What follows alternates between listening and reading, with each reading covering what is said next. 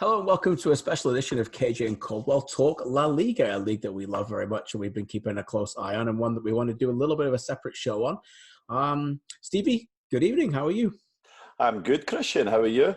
Doing good, my friend. It's been about 2 hours since I saw you in person, mate. I know, exactly. Yeah, it's been an action-packed weekend. And if you're just listening to La Liga show, you can get our other podcast as well. But this is exclusive La Liga chat that we wanted to get into as we take a deep dive into the league. And it's been an action-packed weekend again. Let's start with Real Madrid, who topped the table on 18 points after 8 games. Real Madrid beat Granada 4-2 on Saturday morning here in North America, Saturday afternoon at the Bernabeu. After a difficult week, Stevie, where they drew 2-2 at home to Club Brugge in the Champions League. They were down 2-0 to Philippe Clement's man at half-time in that game, really devoid of ideas. But just when you think that Zinedine Zidane is trending the wrong way, they come back in the second half with 2-2, and then they get 4 goals in this game. Karim Benzema after 100 seconds, Hazard just before halftime, and Modric screamer, and even James Rodriguez came back from somewhere. I don't know where he was, but he came back to score a goal. Back from Germany, I think. But back into the limelight at Real Madrid as well. So this is a club that is nothing more than a soap opera, but one that I think whether you like them, love them, hate them, loathe them, you just can't keep your eyes off them. Yeah, it's there's talk of Zidane losing his job, everything's going to change, there's the usual names getting bandied around, then all of a sudden he just gets results from nowhere. The Bruges one looked like it was going to be a disaster. In some senses, I think it was, drawing with Bruges, of course, after the match day one where they lost as well. So to get the point and then to be top of La Liga, I think shows you the transition of some of the teams. But I always go back to this with Zidane, KJ, and it's that his knowledge, his understanding of the football club, I think is quite unique. Yes. I think he's a man that can really keep it on a level and who can take the pressure that comes with that and still make decisions with a certain sense of clarity. I think that's very important. And again, I'm sure his demeanour and his attitude was a big part of just saying, just relax, it's going to be fine, we have quality players. And lo and behold, they're top of the Liga, and they seem like they're starting to get things right at the right time. Yeah, no question. Look, you've been part of many teams throughout your career. You know when you go out there on the field, not every week 11 men are out there on the field and they're in the top form. And I'm sure you know that as a teammate. You look around and you go, he's having a bit of a difficult time right now. He might come out of it. There's no way he's coming out of it this week. And by the way, him up there, he's carrying us right now. And that's just the way that the teams are, isn't it? But if you hope for 7 or 8 out of 11 to be on the top form every week, then you're going to be fine. And one of those players is Karim Benzema, got a goal after 100 seconds. You could argue that he's been their best player this season. And many people were willing to write this guy off and really struggle and get through it. But, you know, here they are again in a major way of finding their way through it. And he's the one at the end of delivering the goals. Like, what an underrated football player, isn't he? You know, he's never the one that's talked about with that football club, and yet he's still there. He's still the number 9. You think of the players that they could buy, that they could acquire in that position, yet he survives it all year in, year out. He's the most important player. He gels the team. He's good at taking the ball into feet, bringing other players into play. He gets his goals. He works hard for a central striker. And I just think he's so critically important. He almost like a fine wine. Gets better with age, doesn't he? He just seems to find different parts to his game. And I think he's been so consistent. He's been one of the best performers this season for sure. And I just love the way that he kind of gels the team. A little bit like maybe a Firmino at Liverpool, where he's just that kind of link between everything. And I think that if they had somebody else, we could name a number of strikers throughout the world who are considered some of the best number 9s. I just don't think they would fit quite the same Real Madrid as Karim Benzema does. And if it wasn't for the controversy with the French national team and all that stuff I don't want to touch, I just think this guy would be absolutely lauded. We're speaking about him throughout the global game. Just don't think he gets the credit he deserves. No, I'm with you completely. And, a fantastic start to his career again. And as I said, set up by Bale, a wonderful crossing there and the curling and the shot and outside of his boot, and Benzema was there to put it away. Modric would get one on the hour, but Hazard did get his goal for Real Madrid. It looked like he'd been struggling a little bit, but they lifted it over the goalkeeper and set it up right before half-time to put them a 2-0 ahead against Granada. One player who had a magnificent game and set that goal up and also helped win the free kick as well prior to the third goal is Fede Valverde. And what a player this guy is. A young player for Uruguay. I'm watching this team, and in the Champions League game, they had the old reliables. They had Casemiro, they had Modric, they had Toni Kroos. But the way Valverde's playing, I thought he was very unlucky not to play in that game. In the end, Modric came on at halftime in this game, but Valverde stayed. And it looks like, for me, it's like he's undroppable at the moment. He's that good. He's technically so smart. He reads the game so well. But he's also, outstanding in his movement as well, brings power and energy. I think he's a tremendous footballer player and one that's going to grow. And I think if Real Madrid take the next level, they need those young players who maybe plateaued a little bit, like Isco, Asensio, others. Valverde could be a key component, Stephen. Yeah, he certainly could. I like him a lot, KJ. I think he's got many great parts to his game. I think he's very much a modern-day midfielder, can do just about anything, can pop up in any area of the field. You and I discussed this recently, but the way the game's going these days, you have to be able to play almost every position. And he's a guy that can do that. He drops back into a back three. He looks very comfortable. He can set up the play and dictate in that deep line position. And then whenever he ends up in the flanks or in attacking areas, I think he's equally adept in the areas. I really like him. Outstanding player. And I think of him, and Ceballos was the same. I think Asensio, there was that next generation of player, and for some reason just kind of stuttered along. But I still believe in some of the guys. I still think that they're going to end up being very important players for Real Madrid, and it looks like Valverde, maybe that flagship guy, maybe the one that's going to break through before all the rest of them and become that regular starter and take them into that next generation. Yeah, I certainly hope so. He looks like a tremendous player and one to keep an eye on. Before we move on to Barcelona, who had a fantastic game against Sevilla, last question for me on Real Madrid is a little bit about fullbacks. And this is more of an overriding theme now these days. But right now, Real Madrid have a significant problem at left back.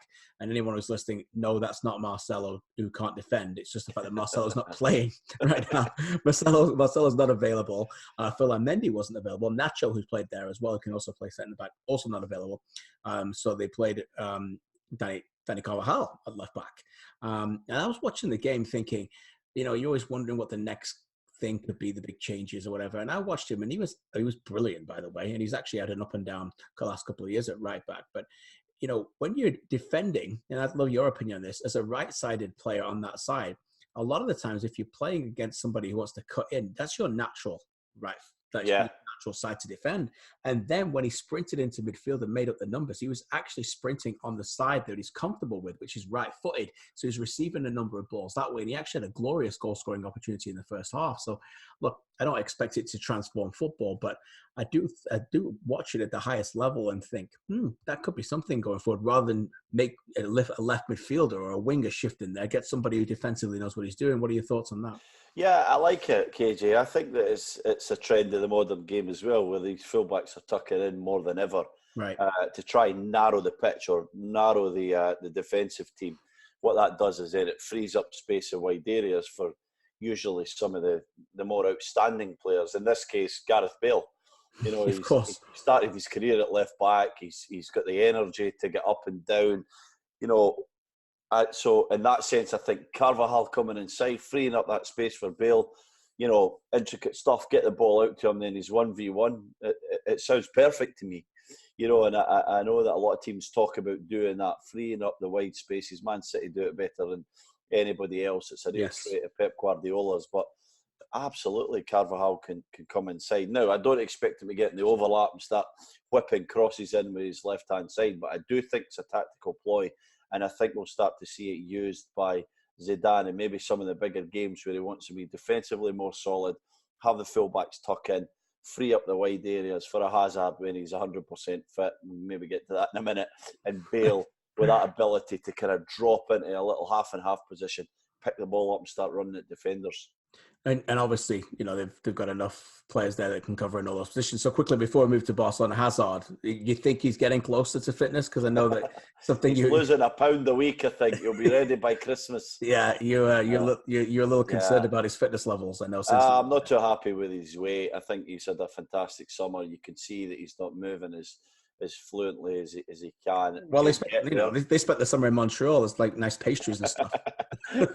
He'll get there. He will get there. But at the moment, I think that he's still a bit off. He got his goal at the weekend, but he's heading in the right direction. I just think hopefully he gets there sooner or later, rather than later. Because if you think about Bale and Hazard in the wide areas, roaming around, swapping sides, cutting inside, taking it down the line at times, and you have Benzema as that focal point, they could be quite mouth-watering, couldn't they? Yeah, no question about it. It would be very special to see that. Okay, moving on to second place, Barcelona. They beat Sevilla 4-0 at the Camp Nou in the late game on Sunday. A game that looks comfortable on paper, but trust me, Sevilla had a number of chances early in the game. They were really in it. Reguilon got booked, and they started to have a little bit of a turnaround. And of course, it just needed a little bit of magic. And then Luis Suarez with an unbelievable back overhead kick after 27th minute. Arturo Vidal 5 minutes later. 3 minutes later, Dembele one-on-one with the goalkeeper, side-footed at home as he often does. 3 goals in 8 minutes, and they're out of sight. And of course, Messi with his first goal later on in the game with a pinpoint free kick as well. So some week for Barcelona, Stephen. They beat Inter Milan. They've won 4 in a row. They beat Inter Milan. They thumped Sevilla.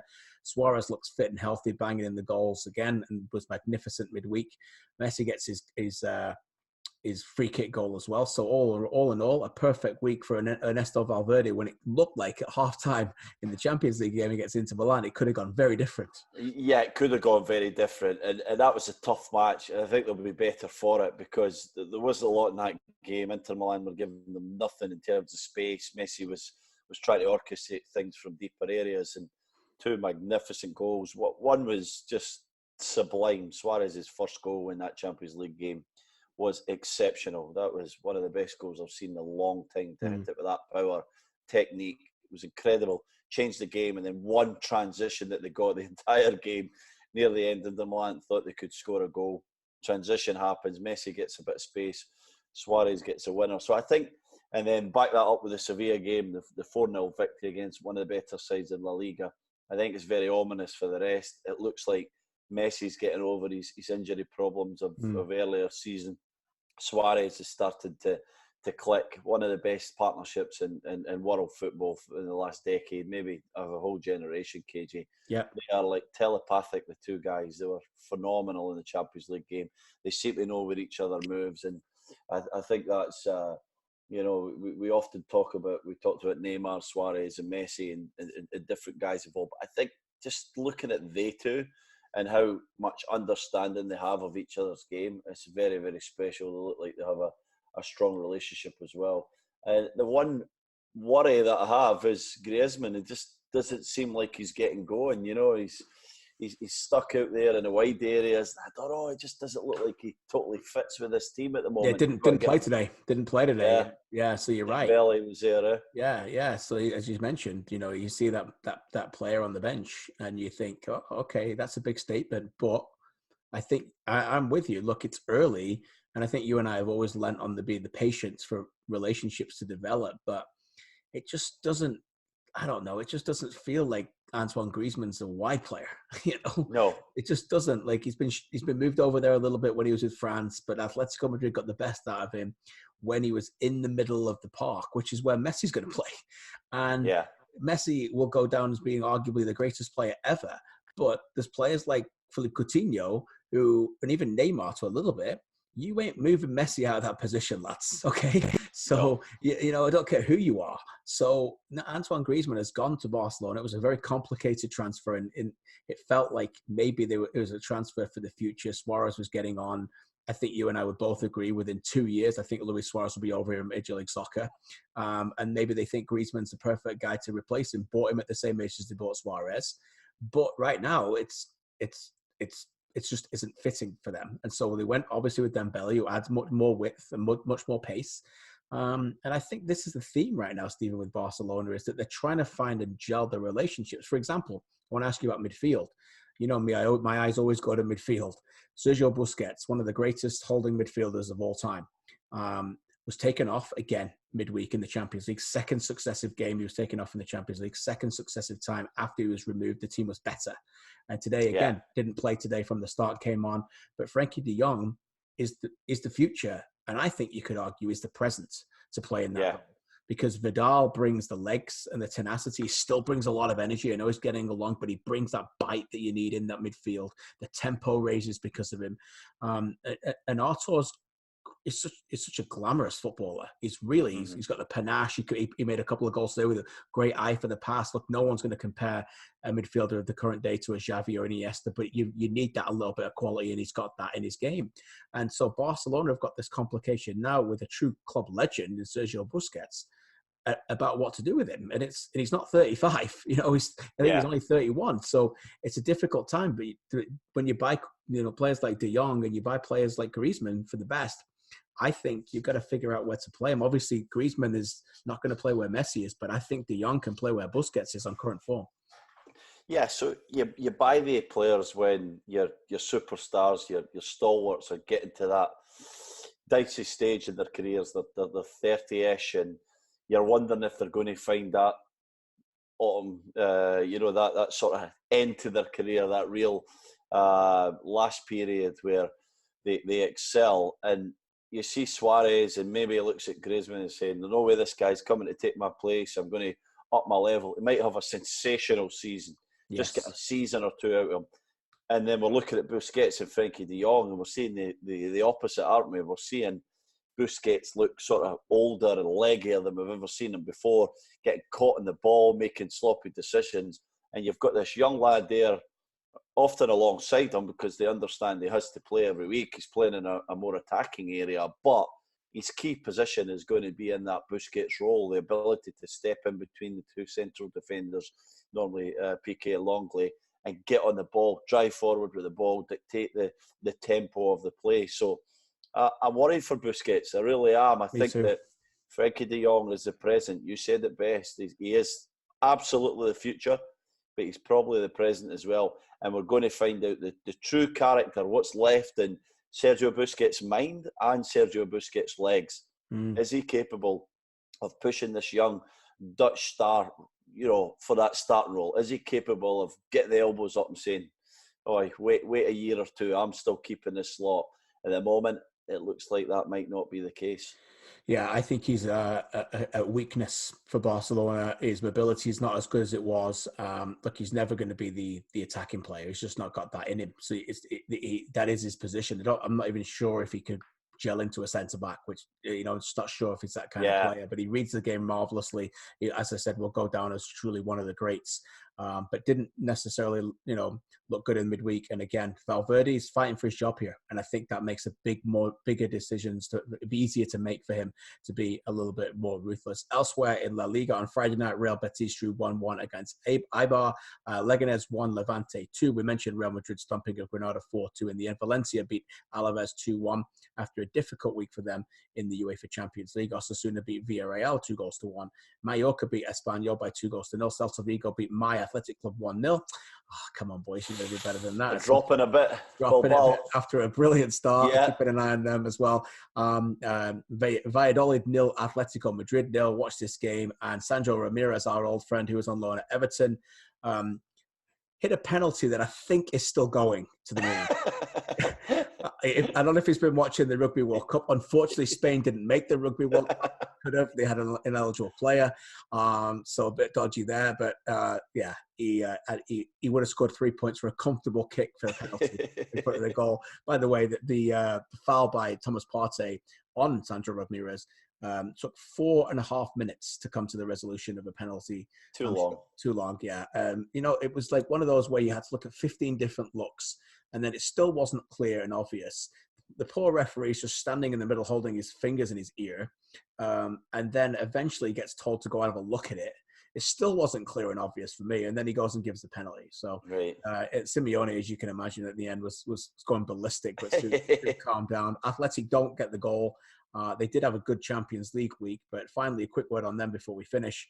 Not scoring many goals. In fact, this is probably one of the worst runs under Simeone where they're really struggling. Is this just natural because of the exit from Griezmann and the new cycle going forward? They're still really difficult to break down, but I guess we should expect this. One thing I will add to that question, Diego Costa, I'm watching him, and I think there's something wrong with him. I don't know whether it's physical or mental, but he's just, maybe we were spoiled, Stephen, when he was at his peak at Chelsea, the peak of him. He just doesn't look interested or late. He just looks very, very lazy to me. Yeah, I think they're trying to find the right formula there, the right combination. It's João Felix out wide again, and Morata and Costa. I don't fancy that. It doesn't work, does it? It's too similar, and you've got two guys there up top who I just don't think they've got a ton of goals in them. I just don't see them really becoming prolific. Now, if they partner up with someone else and bring out their strengths a little bit, I think it might work. But I don't see that partnership, KJ. And I think Atletico Madrid are going through quite a tough time. I think they're struggling to find the best combinations within their team.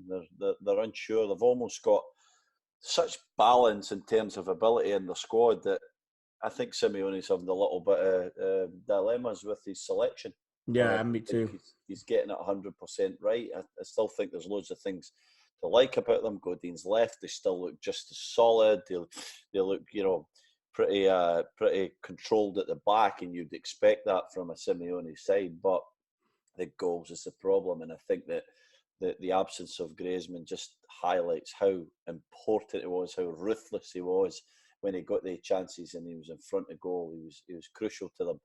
João Felix can be that man. I think it's a bit early to expect that consistently from him in a 9 or 10.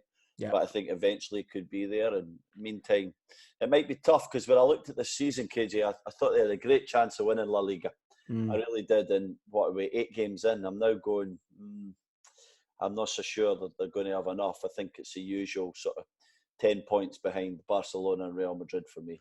Yeah, me too. It seems like all three are going through natural progressions of the cycle as they try and reinvent themselves and still trying to win. And the other two have more. They just have more resources, more power, more players at top class experience that I think we'll see them above Atletico Madrid come May. All right. In the other game, I did not mention the high flying Real Sociedad lost 2-1 at home to Getafe. Odegaard, who won Player of the Month award, didn't actually do much in that game. In fact, Diego Llorente, who got sent off, and by the way, he got sent off for Spain against Romania in a game I watched last month as well. So not been a couple of months for Llorente. He was a very good player. Yeah. And in the end, the 10 men of Sociedad went down to a Maximovic 90th minute winner, I think it was, in that game. So Real Madrid topped the table on 18 points after 8 games. Barcelona just 2 back. Atletico on 15. So 3 points separating the top 3 heading into the international break. Granada 4th, Sociedad 5th, and Sevilla 6th. Keep out the European spots at the moment. In the bottom 3, Mallorca, Espanyol, and Leganés. Let's keep an eye on that as well. Okay, thanks for listening to this. And a reminder, you can listen to all of our other chats, MLS and Premier League, on our other episode. This has been KJ and Caldwell talking La Liga.